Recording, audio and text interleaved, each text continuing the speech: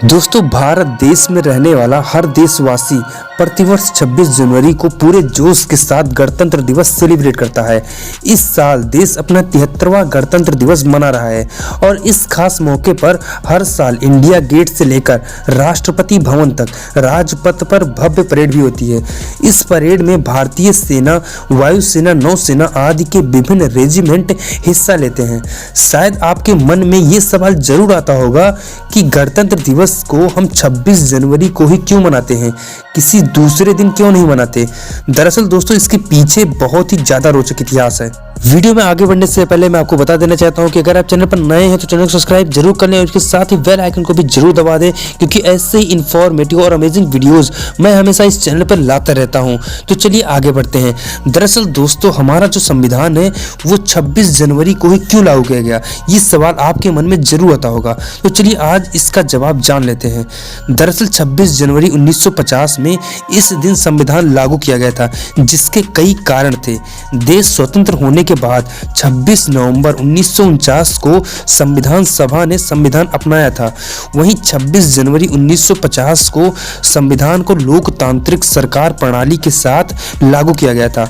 इस दिन भारत को पूर्ण गणतंत्र घोषित कर दिया गया था।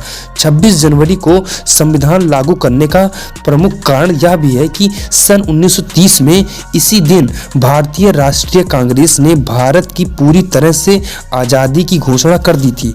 सन 1929 को पंडित जवाहरलाल नेहरू की अध्यक्षता में इंडियन नेशनल कांग्रेस के जरिए एक सभा का आयोजन किया गया था, जिसमें आम सहमति से इस बात का ऐलान किया गया था कि अंग्रेजी सरकार भारत को 26 जनवरी 1930 तक डोमिनियन स्टेट्स का दर्जा दे।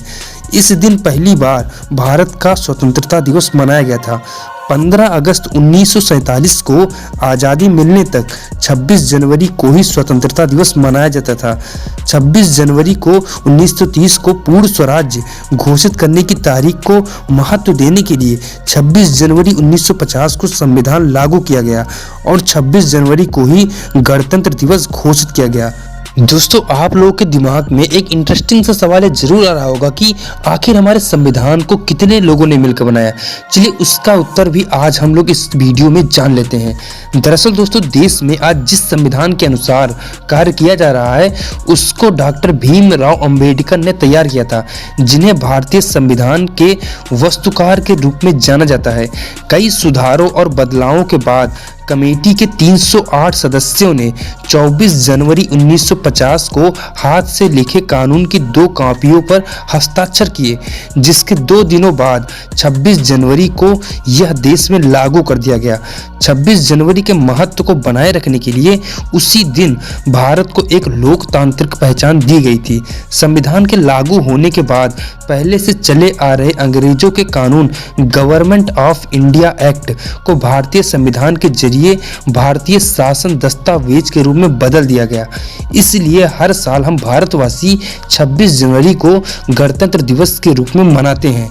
दोस्तों, ये बात आप में से बहुत कम लोगों को पता होगी कि हमारा संविधान 9 दिसंबर 1946 को बनने के लिए शुरू हो गया था और ये संविधान 26 नवंबर 1949 को पूर्ण रूप से बनकर तैयार हो गया था और 26 जनवरी 1950 को सुबह 10:18 पर यह संविधान पूर्ण रूप से हमारे देश पर लागू कर दिया गया था और हमारा राष्ट्र एक गणतंत्र राष्ट्र बन गया था।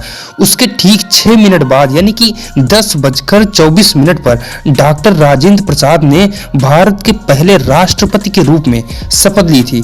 इसी दिन पहली बार डॉक्टर राजेंद्र प्रसाद राष्ट्रपति के रूप में बग्गी पर बैठकर राष्ट्रपति भवन से बाहर निकले थे, जहां उन्होंने पहली बार सेना की सलामी ली थी और पहली बार उन्हें गार्ड ऑफ ऑनर दिया गया था। इसी दिन हम भारतवासी तिरंगा फहराने, राष्ट्रगान करने के साथ साथ कई कार्यक्रमों का या तो आयोजन करते हैं या फिर उसमें हिस्सा लेते हैं। दोस्तों, क्या आपको पता है कि जो गणतंत्र दिवस है वो 1 सप्ताह का होता है। जी हाँ दोस्तों, गणतंत्र दिवस का कार्यक्रम आमतौर पर 24 जनवरी से राष्ट्रीय वीरता पुरस्कार पाने वाले बच्चों का नाम ऐलान करने के साथ शुरू होता है, लेकिन इस बार यह 23 जनवरी को नेताजी सुभाष चंद्र बोस की जयंती से शुरू हो गया है। वहीं 25 जनवरी की शाम राष्ट्रपति देश का नाम संबोधन देते हैं। 26 जनवरी को गणतंत्र दिवस का मुख्य कार्यक्रम आयोजित किया जाता है। इस दौरान राजपथ पर परेड निकाली जाती है। 27 जनवरी को प्रधानमंत्री परेड में शामिल हुए एनसीसी कैडेट के साथ मुलाकात करते हैं। वहीं 29 जनवरी को रायसीना हिल्स पर बीटिंग द रिट्रीट कार्यक्रम का आयोजन किया जाता है। इस दौरान तीनों सेनाओं के बैंड शानदार धुन के साथ मार्च पास्ट करते हैं। इसी के साथ गणतंत्र दिवस का कार्यक्रम खत्म होता है। दोस्तों, आपको ये सभी अमेजिंग सी इंफॉर्मेशन कैसी लगी हमें कमेंट के जरूर बताना। अगर आप चैनल पर नए हैं तो वीडियो को लाइक और चैनल को सब्सक्राइब भी जरूर कर देना और इसके साथ साथ बेल आइकन को भी जरूर दबा देना, जिससे हमारी कोई भी नई वीडियो है तो आपको नोटिफिकेशन सबसे पहले मिले, क्योंकि मैं हमेशा ही ऐसी इंटरेस्टिंग और अमेजिंग वीडियो लाता रहता हूं। मैं आपको मिलता हूं अगली वीडियो में।